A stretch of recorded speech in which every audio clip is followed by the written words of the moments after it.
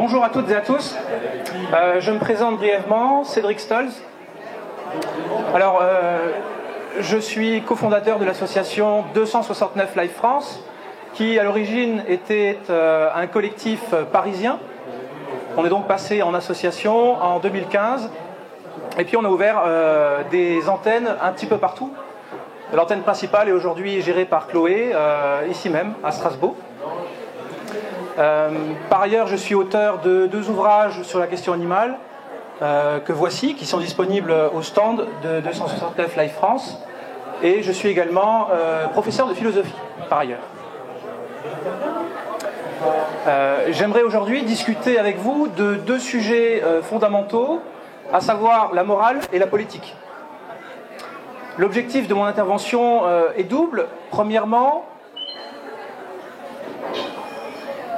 j'aimerais vous exposer les bases théoriques pour la construction d'un système moral, on va voir ce que c'est, et pour la construction d'un projet politique.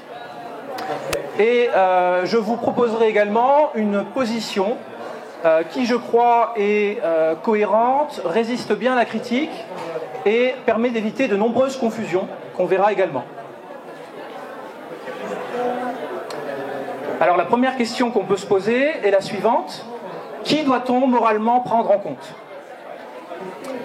Par exemple, peu de personnes considéreraient qu'on doit prendre en considération morale un caillou. Mais il faut être précis. C'est-à-dire que qu'est-ce qui fait, quels critères peut-on utiliser pour distinguer les êtres qui comptent moralement des êtres qui ne comptent pas moralement ? Qu'est-ce qui peut constituer, autrement dit, un critère pertinent de considération morale ? Je vous invite à participer en levant la main, s'il vous plaît. Est-ce que parmi vous, certains pensent que ce qui fait qu'un être importe moralement, qu'on doit le prendre en compte, c'est le fait qu'il soit un humain ? Donc il n'y a pas d'humaniste, ça c'est la position humaniste, qui considère que c'est le fait d'être humain qui constitue le critère des considérations éthiques et morales c'est la même chose, éthiques, juridiques et politiques. Est-ce que parmi vous, certains considèrent que ce qui fait qu'un être importe moralement, c'est le fait qu'il soit un être vivant ? Vous pouvez lever la main, n'hésitez pas, j'en vois qui disent oui. D'accord, très bien. Qui parmi vous considère que ce qui fait qu'un être importe moralement, c'est le fait qu'il soit un animal ? Voilà, donc il y a quelques mains qui se lèvent également. D'accord, très bien. Quant à moi, je pense que ce qui constitue un critère éthique pertinent, c'est la sentience, pour être précis. Qu'est-ce que c'est que la sentience ? Eh bien, dès qu'il y a un être sentient, il y a quelqu'un qui a des expériences vécues. Par exemple, moi, en tant qu'être sentient, je suis le centre d'un ensemble de perceptions qui s'ouvrent autour de moi. Donc ça veut dire que j'ai des expériences vécues et que j'accorde de l'importance à ce qui m'arrive, positivement, avec le plaisir par exemple, ou négativement, avec la douleur par exemple. Donc selon moi, c'est la sentience qui constitue un critère pertinent de prise en compte morale. Ça veut dire que si on devait établir une distinction parmi tous les êtres qui composent l'univers, ce n'est pas entre les humains d'un côté et le reste de l'autre, comme le veut l'humanisme, ce n'est pas non plus entre les êtres vivants d'un côté et les êtres qui ne sont pas vivants de l'autre côté. Pourquoi ? Eh bien parce que s'il n'y a pas d'être sentient, il n'y a personne à qui on peut faire de mal. C'est-à-dire que si dans l'univers il n'y avait pas d'être sentient, l'univers pourrait exploser, être détruit, personne ne subirait de tort, de dommages.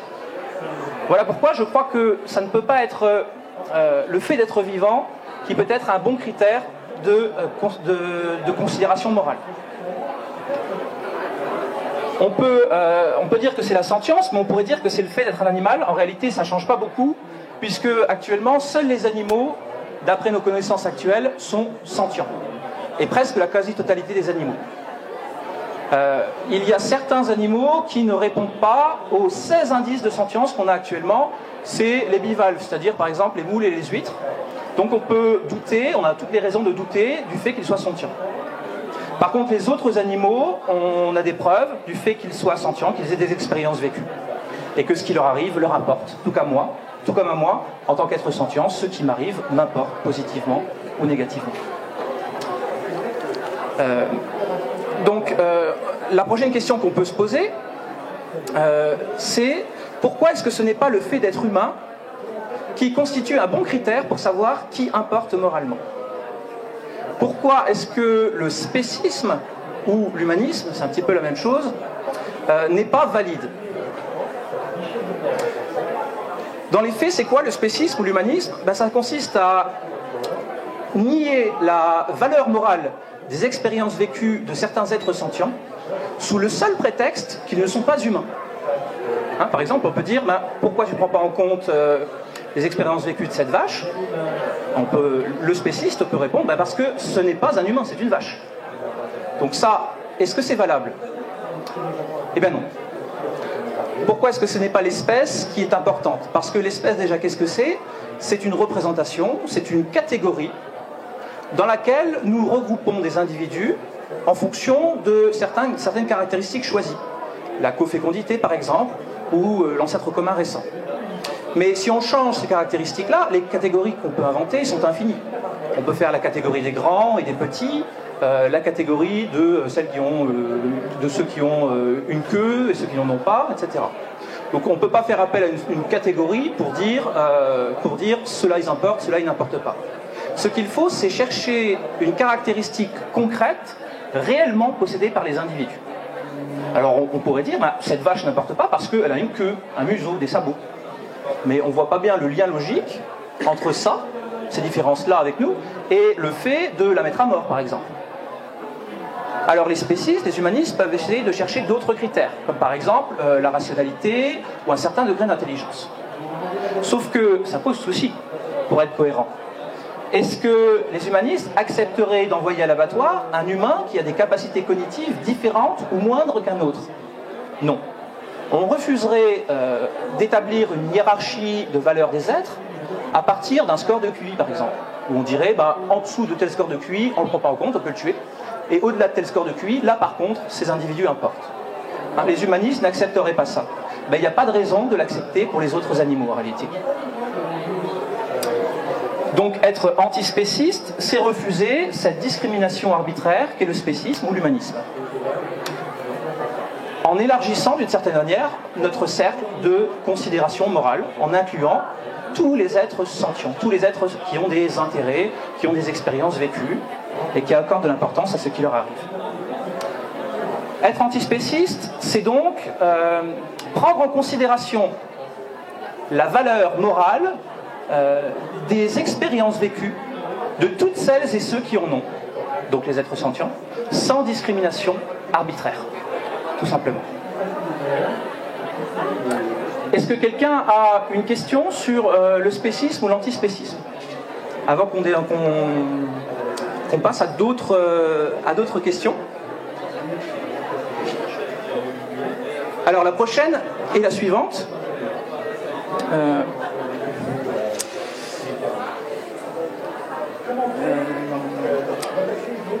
Qu'est-ce que le bien et qu'est-ce que le mal? Vaste sujet. Comment est-ce qu'on sait qu'une action est bonne ou qu'une action est mauvaise? Quel critère permet de distinguer les actions morales des actions immorales? Par exemple, tout le monde est d'accord pour dire que, je crois, j'espère, pour dire que la torture, c'est mal, c'est immoral. Tout le monde est d'accord. Mais la question, c'est pourquoi? C'est pas inscrit dans les lois physiques de l'univers que torturer, c'est mal.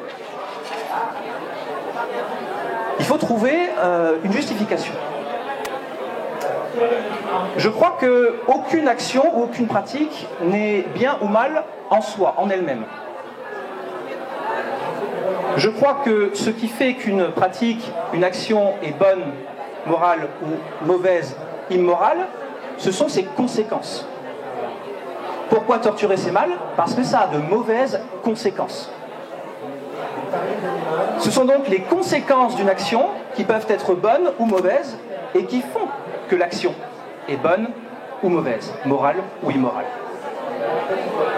Alors, vous me direz, mais bonnes conséquences ou mauvaises conséquences par rapport à quoi? Eh bien, on l'a vu.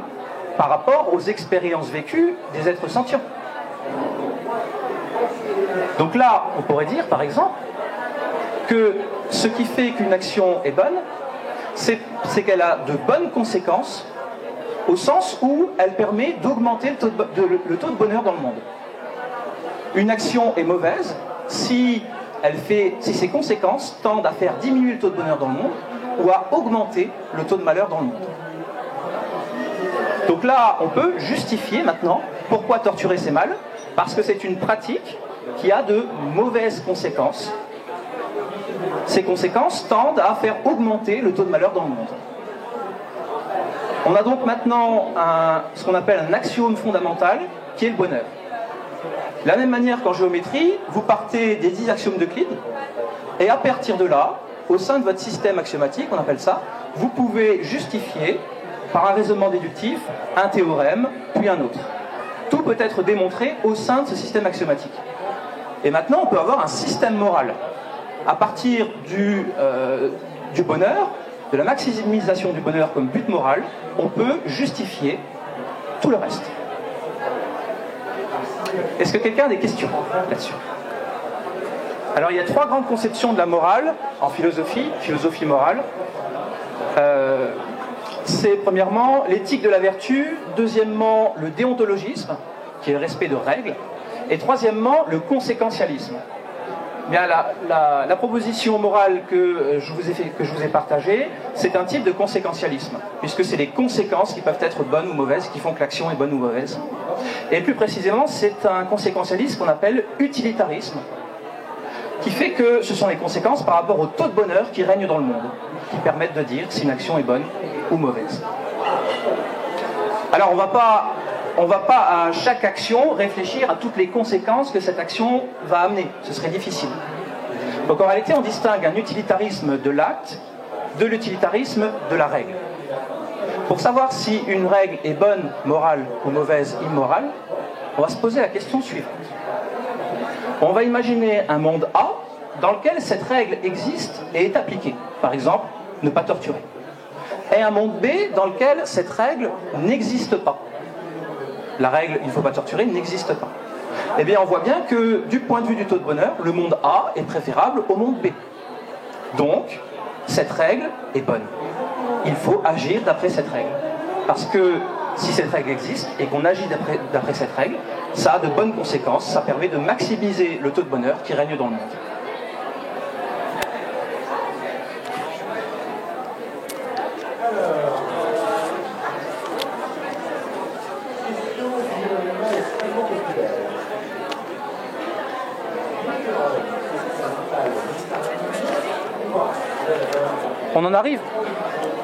On en arrive donc à un projet politique. Il nous faut construire un projet politique.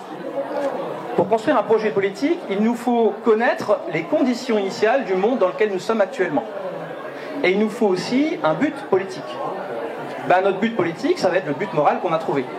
C'est de maximiser le taux de bonheur qui règne dans le monde et de minimiser le taux de malheur qui règne dans le monde.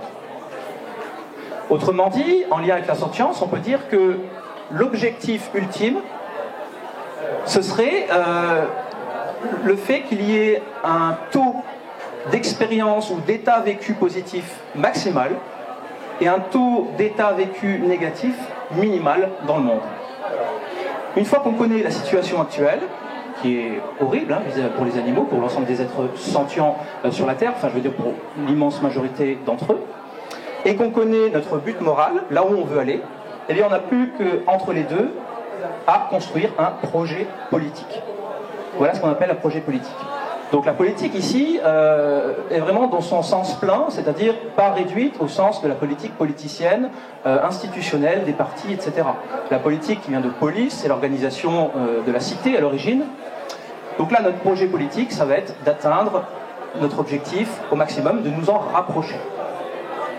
Donc à partir de là, eh bien, on va mettre en place des choses, des actions, individuellement, collectivement, etc. Par exemple, la marche à Paris pour la fermeture des abattoirs. Et voilà. La fermeture des abattoirs ou la fin de l'élevage, ce n'est pas le but ultime. C'est un sous-objectif qui nous permet de nous rapprocher de notre but. Il est clair que dans un monde où il n'y aurait pas d'abattoir et pas d'élevage, ce serait un monde meilleur par rapport au taux de bonheur qui y régnerait. Donc on a bien un sous-objectif qui est justifié par rapport au but qu'on recherche. La fermeture des abattoirs, la fin de l'élevage, est souvent présentée comme un objectif. En réalité, vous voyez là, c'est un sous-objectif. Et l'intérêt de le présenter comme un objectif, c'est que ce soit concret pour la majorité des gens, et ça permet de rassembler. Mais une fois qu'on aura mis fin à cette industrie des mises à mort préméditées et organisées, on ne sera toujours pas dans le meilleur des mondes possibles. Hein, ce ne sera pas une fois qu'on arrêtera de tuer les animaux volontairement, en s'organisant, etc. Une fois qu'on aura reconnu les intérêts des autres animaux, que le droit le prendra en compte également, eh bien, le combat ne s'arrête pas. Le projet politique est toujours à mener. On peut penser à d'autres sous-objectifs. Qu'est-ce que vous voyez? Alors je vous demande de prendre la parole si vous le souhaitez. Qu'est-ce qu'on peut trouver comme autre sous-objectif qui permettrait de se rapprocher de notre but? Voilà, très bien. Par exemple, la fermeture des centres d'expérimentation. Oui. Alors je répète la question, oui bien sûr. Qu'est-ce qu'on pourrait mettre en place dans notre projet collectif pour nous rapprocher de notre but, qui est d'augmenter le taux de bonheur dans le monde et de faire baisser le taux de malheur dans le monde? Qu'est-ce qu'on pourrait trouver comme sous-objectif encore? On pense bien sûr au cirque avec animaux, par exemple. On n'est pas trop loin de réussir à remporter cette bataille, enfin je crois, il faut être un petit peu optimiste, ça permet de se motiver. Mais il y a d'autres choses qu'on entend des fois. On entend que le but, ce serait d'augmenter la biodiversité. Alors déjà, on a vu que ce n'était pas un but en soi, mais que ça pouvait peut-être être un sous-objectif. Est-ce que vous pensez que pour maximiser le taux de bonheur dans le monde, il faut maximiser le taux de biodiversité qui règne dans le monde?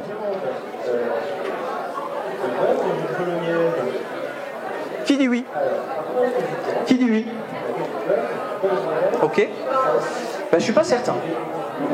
Je suis pas certain. Alors bien sûr, un certain niveau de biodiversité, c'est nécessaire pour que les êtres sentients qui vivent sur la Terre puissent s'épanouir, avoir des expériences vécues positives.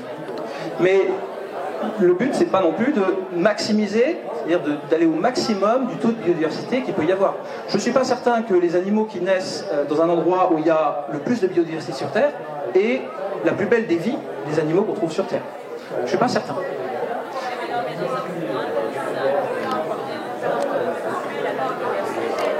Je vous passe le micro.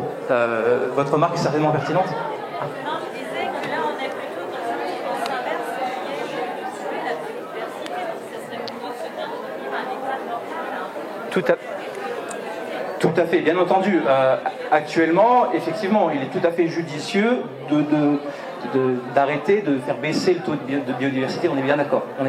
Et donc, culturellement, ça peut être intéressant de faire parler de ça et de dire qu'il faut augmenter la biodiversité. Cependant, on peut avoir conscience que ce n'est pas un but ultime et que ça a des limites également. Simplement. Oui.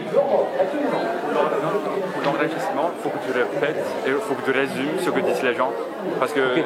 n'entend pas dans l'enregistrement. Oui. D'accord. Très bien. Alors, justement, quand on distingue les êtres sentients des êtres qui ne le sont pas, le but, c'est d'aménager la Terre, qui n'est pas sentiente, pour faire en sorte que les êtres sentients, les habitants qui y vivent, aient la plus belle des vies possibles. C'est ça l'objectif. De la même manière, si vous prenez soin de votre maison, ce n'est pas pour la maison elle-même, mais pour vous qui y habitez. C'est un petit peu la même chose. C'est-à-dire qu'on doit augmenter la biodiversité, à condition, et dans la plupart des cas c'est peut-être le cas, à condition que ça permette aux êtres sentients d'avoir une meilleure vie. C'est ça l'objectif, c'est ça le but. Et le but, ce n'est pas la biodiversité pour elle-même. C'est ça que je veux dire. C'est là où, entre antispécistes et écologistes, nous n'avons pas le même objectif. Nous n'avons pas le même objectif. Dans une certaine mesure, encore une fois, prendre soin de la Terre, des écosystèmes, ou faire en sorte que la biodiversité ne tombe pas à un état trop bas, c'est tout à fait important et même nécessaire pour les antispécistes, pour les sentientistes. On est bien d'accord. Mais cependant, ce n'est pas un chiffre en soi, et c'est en cela qu'on diffère, tout simplement. Je pense par exemple à Émeric Caron, qui, alors c'est un excellent orateur, c'est sans doute le meilleur qu'on ait, je crois, actuellement, pour porter les intérêts des animaux dans les médias, au grand public.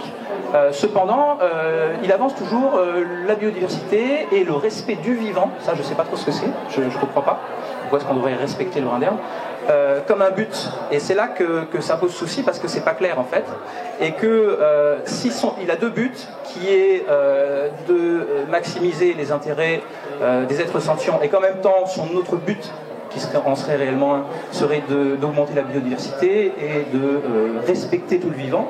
Ces deux buts, au bout d'un moment, vont diverger, et ils devraient à un moment se séparer en deux, quoi. Parce qu'au bout d'un moment, ça peut rentrer en contradiction, ces deux buts. Et donc c'est pour ça que je crois qu'il faut vraiment être clair là-dessus, tout simplement. Il y a aussi une autre question sur laquelle je voudrais revenir, c'est ce qu'on appelle l'appel à la nature. C'est un sophisme, c'est-à-dire que c'est un mauvais argument. Je vais vous expliquer pourquoi. L'appel à la nature consiste à dire que quelque chose est naturel, une pratique ou une chose est naturelle, et donc qu'elle serait bénéfique pour notre santé, pour l'environnement, ou qu'elle serait morale. Je crois qu'en réalité, le fait que quelque chose soit naturel ne nous dit absolument rien de si c'est bénéfique pour notre santé, pour l'environnement, et si cette chose est morale. Je prends un exemple, les éruptions volcaniques sont naturelles. Est-ce que c'est souhaitable? Je ne suis pas certain. La dégénérescence cérébrale est naturelle. Est-ce que c'est souhaitable? Je ne crois pas non plus. Les champignons vénéneux sont naturels. Est-ce que c'est bon pour la santé? Je ne crois pas non plus. Alors le naturel, c'est un argument marketing finalement qui est beaucoup utilisé et qui ne veut pas dire grand-chose et qui n'est pas intéressant du point de vue moral. Par exemple, vous voyez, sur les emballages ou la télévision, donc souvent c'est naturel, comme si c'était un argument qui voudrait dire que ce serait bon pour la santé, bénéfique pour l'environnement, ou que du coup ce produit serait moral. Mais je crois qu'en fait ça ne nous dit rien du tout. Ce que ça nous dit, c'est juste que c'est naturel, et c'est tout. Et cette question du naturel, d'ailleurs, est extrêmement difficile. Qu'est-ce que ça veut dire que naturel? Tout est naturel finalement. Tout est réel, tout est naturel, tout ce qu'on fait est naturel. Pourquoi est-ce que quand un oiseau fait son nid, ce serait naturel, et nous, quand on fait quelque chose, ce ne serait pas naturel? Alors, ce qu'on fait, ça peut être mal, ça peut être pas bien, mais c'est difficile de tracer la limite entre ce qui est naturel et ce qui ne l'est pas. Déjà, c'est pas évident du tout. Deuxième chose aussi, c'est qu'on dit que ce qui serait chimique, ce ne serait pas bien. Mais tout est chimique. Tout ce qui nous entoure est composé de molécules chimiques. De l'eau, c'est H2O. Quand on dit qu'un soda, c'est pas bon parce que c'est chimique, ben ça ne veut rien dire. Il faut être rigoureux. Ce qui n'est pas bon dans le soda, c'est que les molécules chimiques qui le composent ne sont pas bonnes pour notre organisme. Là, on est d'accord. Mais ça n'a rien à voir avec le fait que c'est naturel ou pas. Une molécule chimique est une molécule chimique. Si elle est la même, qu'elle sorte d'usine ou qu'on la trouve telle qu'elle dans la forêt, c'est les mêmes molécules chimiques. Donc la question, elle n'est pas de savoir si c'est naturel ou pas. La question, c'est de savoir si c'est bon pour l'environnement, si c'est bon pour notre santé, et si c'est moral. La question, elle est là. Donc je crois qu'il ne faut pas se faire avoir par l'argument du naturel, et qu'il ne faut pas qu'on l'utilise nous-mêmes. Parce qu'on peut même dire que tuer, c'est naturel. Ben oui, très bien. Ça ne dit pas que c'est moral ou immoral. Je crois même que l'éthique est contre nature. Ce qui est naturel, c'est ce qui est. Alors que la morale nous dit ce qui doit être, et non pas ce qui est.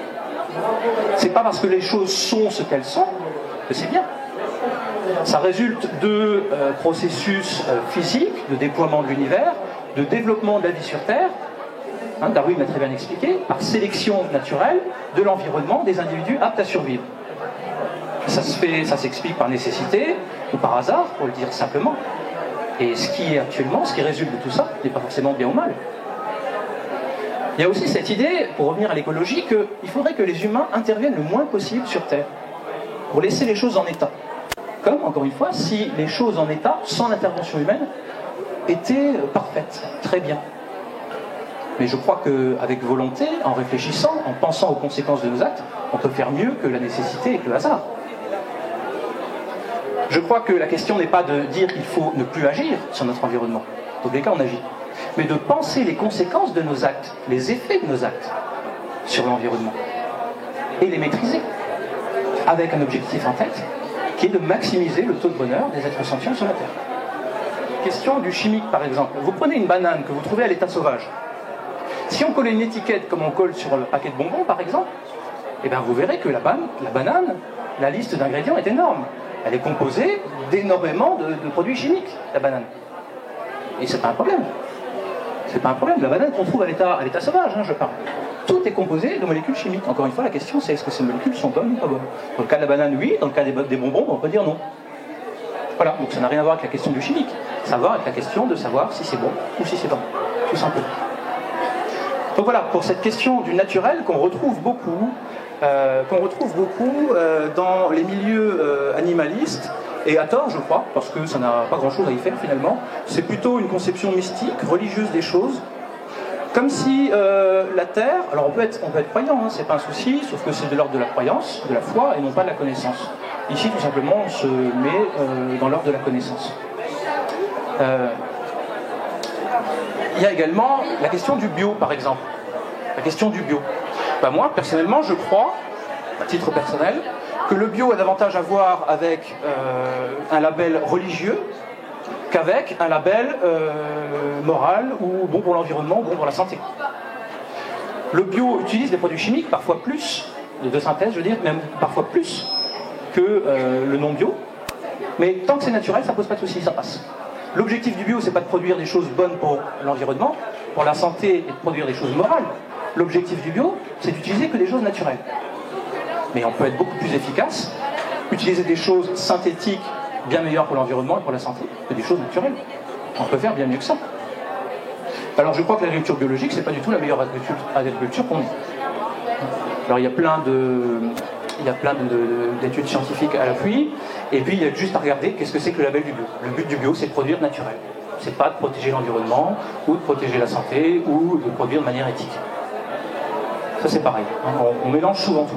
La question de l'écologie, la question des animaux, la question du bio, du naturel, de toutes ces questions un petit peu mystiques finalement, derrière lesquelles il n'y a rien de rationnel et qui ne sont pas du tout étayées par des faits, des études et des méta-études scientifiques qui permettent de connaître l'état du monde dans lequel on vit et de prendre les meilleures décisions, je crois, pour penser aux effets de nos actes.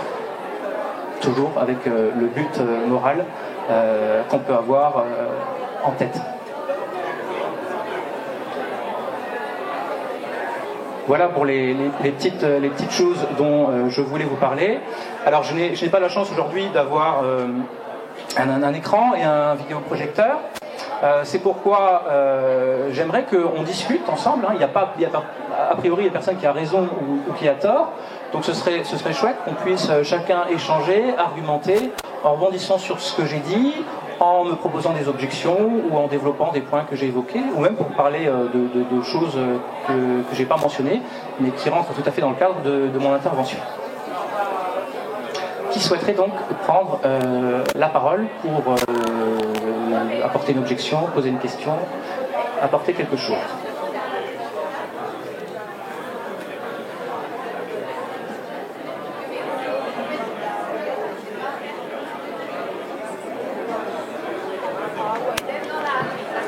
Voilà. Je vous renvoie une question. Oui.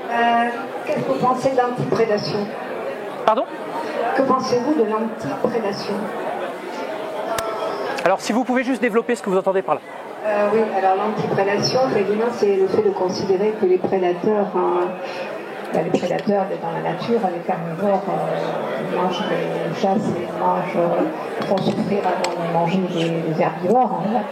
Et donc l'antiprédation vise, il y a une réflexion qui est menée là-dessus pour empêcher justement les prédateurs de continuer à chasser et manger leur proie. Voilà. Donc, je pense à comment intervenir justement dans ce sens-là. Merci. Très bonne question. Effectivement, il y a la question qui se pose de l'interventionnisme dans la faune sauvage, on pourrait dire, dans la vie sauvage. Alors, si vous vous promenez en forêt ou ailleurs et que vous voyez un animal blessé, est-ce que ce serait un mal de lui porter secours? Je ne crois pas. Si un animal souffre ou subit un dommage, que ce soit nous qui lui faisons, ou que ce soit un arbre qui lui tombe dessus, ou qu'il soit victime d'une épidémie, d'une maladie, ou qu'il souffre de faim ou de soif, je crois que pour lui, le tort qui lui est causé est le même. Peu importe que ce soit nous ou que ce soit naturel, le tort qu'il subit. Donc il y a un problème, effectivement. Je crois que, objectivement, personne ne peut dire que quand un animal souffre dans la nature, il n'y a pas de problème. Il a des états vécus, ces états vécus sont négatifs. C'est de la souffrance. Donc ça fait partie du malheur qui règne sur Terre. La question de l'intervention dans la vie sauvage, en ce qui concerne la prédation, c'est une question délicate. Mais il faut distinguer deux choses. En théorie, qu'est-ce qui serait le mieux, objectivement, rationnellement? Et ensuite, en pratique. En pratique, je crois que déjà, nous n'avons pas les connaissances suffisantes pour intervenir à grande échelle dans la vie sauvage. Nous n'avons pas les connaissances suffisantes parce que nous n'avons pas les sous pour payer les chercheurs pour réfléchir à cette question. Et nous n'avons pas non plus forcément la technologie ou les techniques nous permettant de le faire. Ce qui n'empêche pas d'intervenir ponctuellement si vous voyez un animal blessé dans la vie sauvage. On est d'accord là-dessus. La deuxième question qui se pose, c'est est-ce que, en théorie, ce serait souhaitable? Je crois que déjà, objectivement,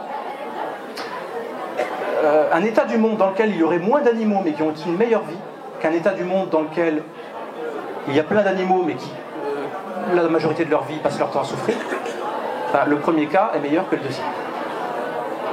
Je crois que la balance malheur-bonheur, qui fait qu'on a un terrain à vivre finalement, est meilleure dans un cas et moins bonne dans l'autre. Est-ce qu'il serait souhaitable d'empêcher un animal, un lion par exemple, de s'en prendre à la gazelle? Alors, c'est un argument que nous donnent souvent les spécistes, les humanistes, pour nous dire bon ben voilà, les lions ont le droit de le faire, donc nous on a le droit de le faire aussi. Ce qu'on peut leur répondre déjà, c'est de dire oui, sauf que nous, les humains adultes neurotypiques, sans handicap mental, ont la capacité de se représenter en partie les conséquences morales de leur choix et d'agir en ayant en tête des principes moraux, donc de pouvoir les respecter. Ce sont donc des agents moraux qui sont tenus pour moralement responsables. Ce qui n'est pas le cas de certains humains, d'accord, qui n'ont pas de responsabilité morale au sens juridique, et ce n'est pas non plus le cas du lion. Il n'a pas cette capacité-là de penser aux conséquences morales de ses actes et de se représenter et d'agir en fonction de principes moraux qu'il se représenterait. La deuxième réponse qu'on peut donner, c'est que nous n'en avons pas besoin. Les intérêts en balance, nous, c'est des intérêts futiles, dérisoires, le plaisir gustatif, la commodité, etc., l'habitude. Alors que pour le lion, c'est une question de survie. Est-ce que cette réponse est complètement satisfaisante? Je ne suis pas certain. Pourquoi? Est-ce qu'on a le droit de s'en prendre à quelqu'un à partir du moment où c'est nécessaire et que nos intérêts vitaux sont en jeu? On va faire une expérience de pensée qui n'est pas absurde. Imaginez que vous ayez besoin de transplantation d'organes. Sinon, vous allez mourir. Est-ce que vous avez le droit d'aller dans la rue et de tuer quelqu'un pour prendre ses organes? Là, c'est des enjeux vitaux. C'est un cas de nécessité. Pourquoi est-ce que vous n'aurez pas le droit? On est d'accord pour dire que non, en principe. Donc ça montre qu'il y a des limites à l'argument de la nécessité du lion, en réalité. Alors, est-ce qu'on devrait empêcher le lion de manger la gazelle? Si on le fait, qu'est-ce qui se passe? On n'a pas les connaissances pour penser toutes les répercussions que ça peut avoir. Ça peut avoir de mauvaises répercussions. On n'a pas forcément les techniques pour le faire à grande échelle non plus. Mais est-ce qu'on devrait le faire? C'est simple, il suffit de se poser la question. Un état du monde dans lequel on empêche, dans un monde A, on empêche les lions de manger les gazelles.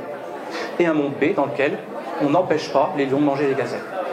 Dans quel monde les expériences vécues sont plus positives que dans l'autre? Dans quel monde le bonheur est maximisé par rapport au malheur? C'est une question assez complexe. C'est une question assez complexe, effectivement. On peut prendre un cas un peu moins complexe, le cas du chat. Nous avons des animaux domestiques, des chats. Est-ce que si votre chat chasse des souris, il faut le laisser faire? On pourrait dire que c'est naturel. On a déjà vu que ça ne fonctionne pas. Ça ne veut rien dire, du point de vue moral. Le chat, c'est pas vraiment par nécessité, c'est plus pour s'amuser. Donc je ne vois pas d'objection à l'empêcher de tuer des oiseaux, des souris, etc. Donc on empêcherait le chat de tuer les oiseaux. Bah, c'est une intervention. Voilà. Donc je crois que la question se pose au cas par cas et que pour l'instant, dans tous les cas, on n'a pas les connaissances et les techniques, la technologie pour le faire à grande échelle sur la Terre. Voilà. Ça n'empêche pas que c'est une question extrêmement intéressante et dont il faut discuter. Dont il faut vraiment discuter. Et c'est une question qui est assez taboue dans le milieu animaliste, parce que, encore une fois, hein, on est baigné dans la culture judéo-chrétienne et dans l'idée que, aussi, toute cette mythologie écolo qu'on retrouve, qu'on vivrait dans le meilleur des mondes possibles si les humains n'existaient pas sur Terre. Si on enlève les humains, tout irait bien. Ben, je crois pas. Hein. Je crois que si on enlève les humains, on enlève la souffrance des abattoirs et des élevages, mais c'est pas pour ça que les animaux sur Terre auraient une excellente vie. Je crois que même que si on réfléchit, les animaux dans la nature, dans la vie sauvage, ont une vie majoritairement horrible. Il y a deux types d'animaux. Les animaux qui reproduisent, qui font peu d'enfants et qui s'en occupent beaucoup. Mais ça se retrouve, c'est pas majoritaire. Ce qu'on trouve le plus, c'est les animaux qui font énormément d'enfants qui s'en occupent pas. Pourquoi ? Parce que sur les milliers d'animaux d'enfants qui font parfois, je pense aux poissons, ben, il n'y a que quelques-uns, 2, 3, 1, 4, qui arrivent à l'âge de se reproduire. C'est-à-dire que tous les autres sont tués avant. Donc les animaux dans la vie sauvage ont une vie horrible. Ils vivent constamment dans la peur, de la prédation. Ils vivent avec le risque de maladie, de faim, de soif, des accidents, des incendies, de tout ce qui peut arriver. Et si on peut améliorer leur vie, je n'ai pas d'objection a priori. Bien sûr, il faut toujours penser aux conséquences, aux effets des actes, dès lors qu'on interagit. Dans tous les cas, on interagit. Donc il faut y penser. Est-ce que vous souhaitez reprendre la parole ? Oui, je vous passe le micro. Je voulais dire qu'en fait, vous avez dans la nature, ils ont deux prédateurs. L'homme plus leur prédateur naturel. Donc si eux n'est pas là, les humains ont d'autres prédateurs. Oui, effectivement. Effectivement.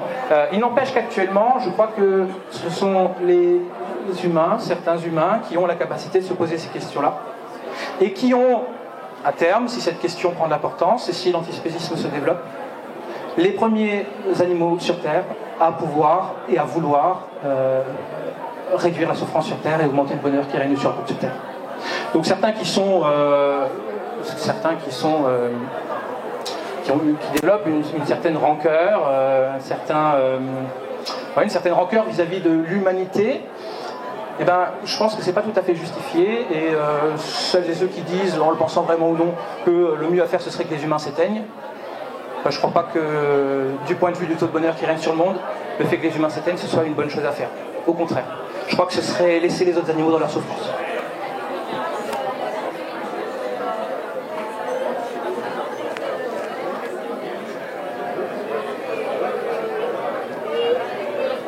Alors c'est une question, je le répète, hein, c'est une question délicate et c'est une question assez taboue.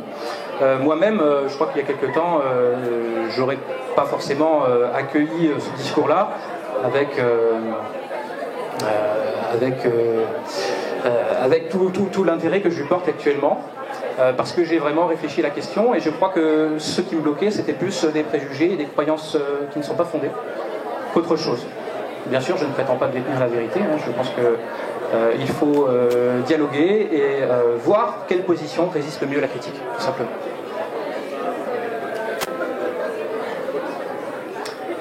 Qui d'autre souhaite intervenir pour manifester son mécontentement par rapport à mes propos, pour me proposer mieux des objections, pour revenir sur un point, encore une fois, ou pour compléter ce que je raconte. Oui, très bien. Pardon. Alors, vous parliez avant des êtres vivants sentients, oui. Des non sentients. Est-ce que vous pourriez nous donner des exemples d'êtres vivants non sentients? Et si vous apportez... Oui, en fait, c'est l'idée qu'on entend souvent, il faut respecter la vache parce que c'est un être vivant. Je crois que c'est un mauvais argument, un très mauvais argument. Parce que le fait d'être vivant, je crois que n'est pas du tout un critère pertinent pour dire qu'on doit prendre en compte cet être, justement. Actuellement, il y a 16 indices de sentience qui permettent de savoir qui est sentient, qui est le centre d'un ensemble de perceptions, qui a des expériences vécues, qui accorde de l'importance à ce qui lui arrive. Les plantes répondent à 0 indice de sentience sur 16. Alors bien sûr, il y a toute la littérature, c'est un peu la mode, qui parle des arbres, etc. C'est tout à fait passionnant, hein, je ne dis pas le contraire, mais ça ne nous dit rien qu'ils aient une volonté, qu'ils aient un vécu. Je ne crois pas du tout, je crois que c'est des processus physiques, chimiques, qui expliquent la manière dont les arbres interagissent, avec c'est tous des mots anthropomorphiques en fait, qu'on utilise pour projeter nos intentions à nous, qui sommes sentients, sur des êtres qui ne le sont pas. Je crois qu'un arbre n'est pas plus sentient qu'un caillou. Et si j'ai raison, et actuellement je crois que les données scientifiques sont unanimes, mais on peut toujours douter, mais jusqu'où pousser le doute? Est-ce qu'on devrait également douter que cette chaise est sentiente après tout? Donc c'est ça, c'est jusqu'où pousser le doute. Donc je crois que tant qu'il n'y a pas de preuve, il n'y a pas de raison de croire. Il n'y a pas de preuve que les végétaux sont sentients, il n'y a pas de raison de croire qu'ils le sont, tout simplement. Donc, si, en admettant que les animaux que les végétaux ne sont pas sentients, ben voilà. Si quelqu'un s'amuse à, on va dire sur notre planète, encore une expérience de pensée, les philosophes aiment beaucoup les expériences de pensée. Sur une autre planète, on s'amuse à faire pousser des végétaux, dans le seul but pour nous amuser de les broyer. Ben, personne ne subit de tort, ces végétaux ne ressentent rien, ils ne subissent rien du tout. Donc ça ne pose pas de problème moral, je crois. De la même manière que si quelqu'un s'amuse à casser un caillou. Voilà.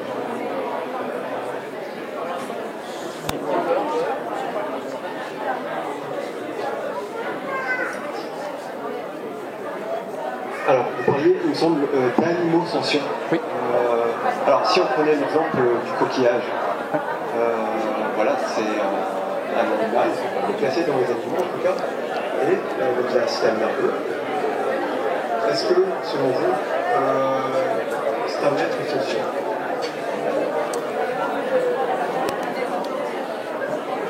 Alors, c'est pas selon moi, mais que dit la science actuellement, qui utilise des méthodologies rigoureuses, qui fait des études, des méta-études, etc., des méta-méta-études, donc c'est le plus haut degré de preuve qu'on puisse avoir actuellement, que nous dit l'état actuel de nos connaissances scientifiques. Et bien que, voilà, les végétaux, comme je l'ai dit, ne répondent à aucun indice de sentience, et certains animaux également. D'accord?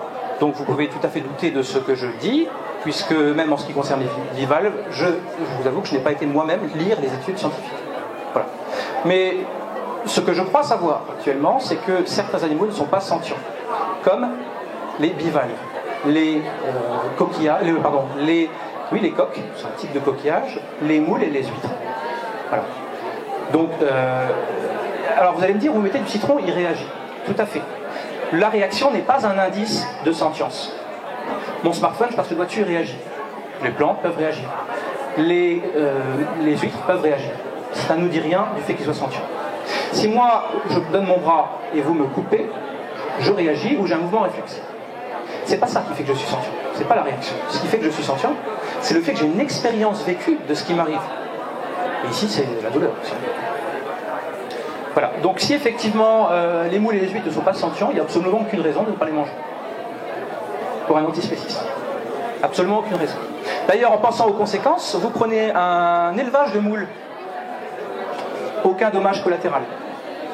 C'est-à-dire qu'on tue juste des moules qui ne sont pas sentientes et il n'y a pas de dommages collatéraux, il n'y a pas d'autres animaux dans ces élevages de moules. Par contre, vous prenez les céréales, il y a des dommages collatéraux. Des souris, mulots, campagnols, etc. Donc du point de vue des conséquences, il vaudrait mieux manger des moules que des céréales.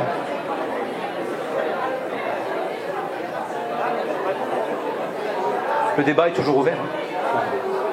Si quelqu'un n'est pas d'accord, il dit que les antispécistes devraient refuser de manger des moules et des huîtres. Vous pouvez.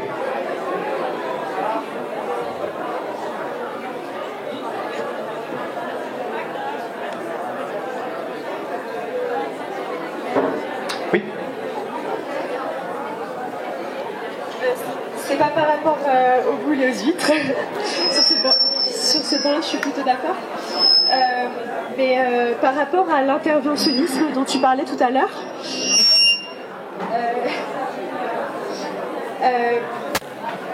ce serait pas se placer un peu comme... ce ce serait pas placer l'être humain un peu comme un dieu, en fait, de vouloir intervenir auprès des lions qui mangent les gazelles? Enfin, qu'est-ce que tu penses de ça?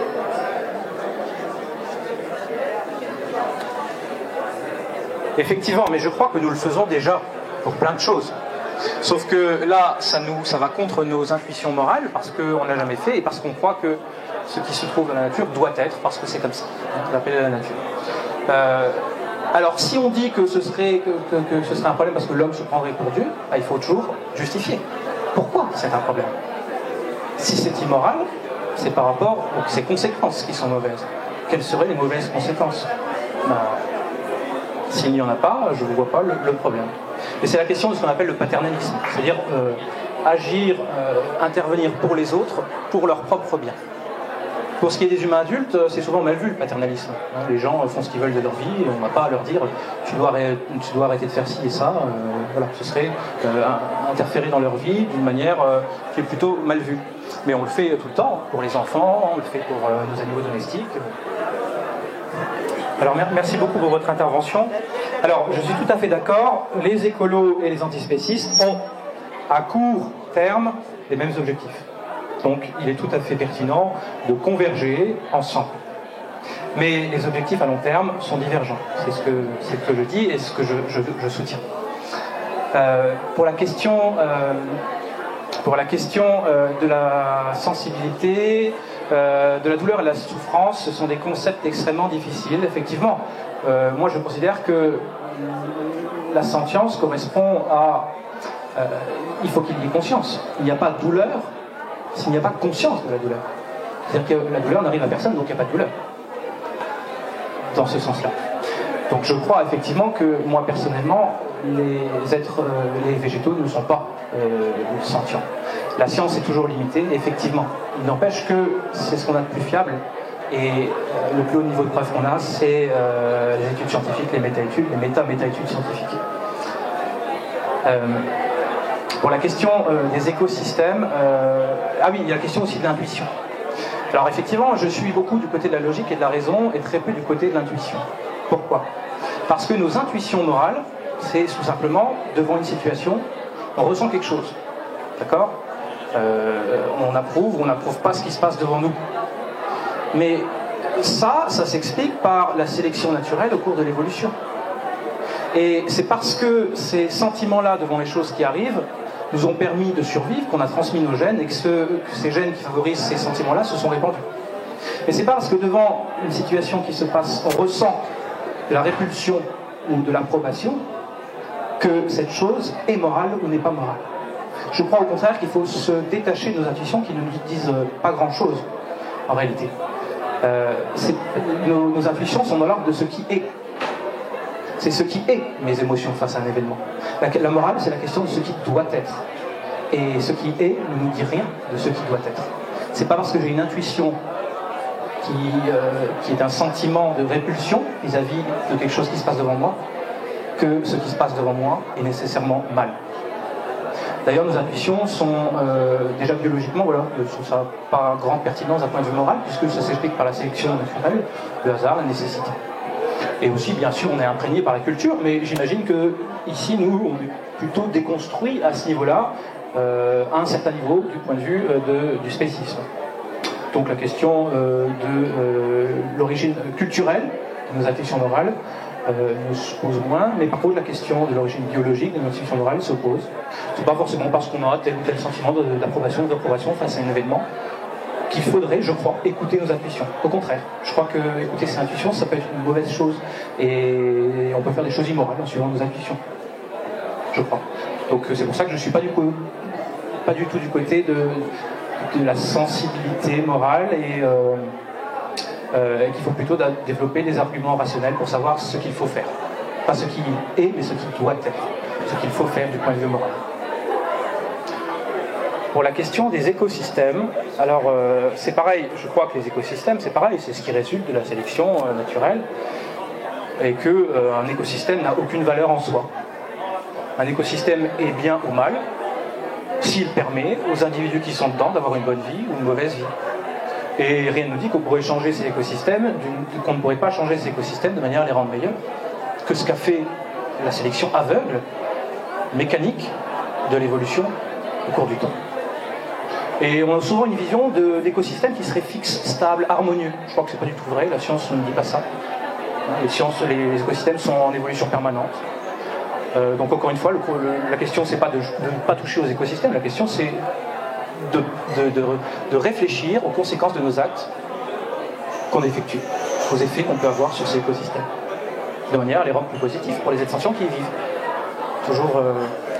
Toujours cette question-là.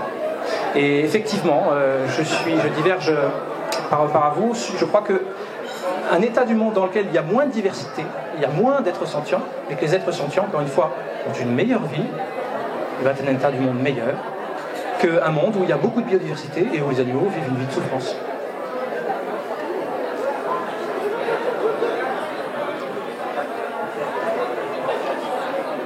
Quelqu'un d'autre ?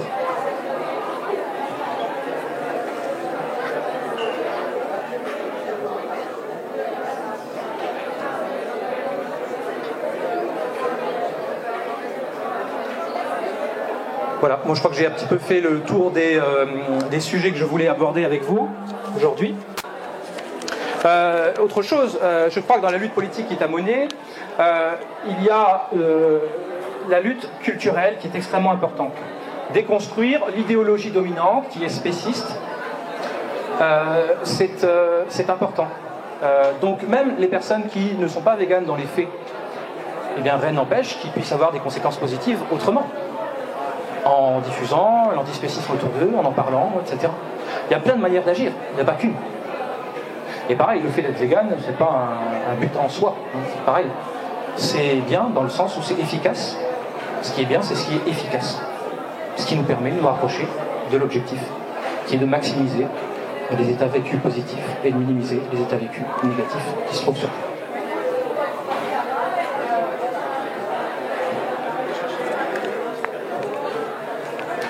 Très bien. Bon, ben, merci à toutes et à tous pour vos remarques pertinentes et pour votre écoute. Bonne fin de journée à vous.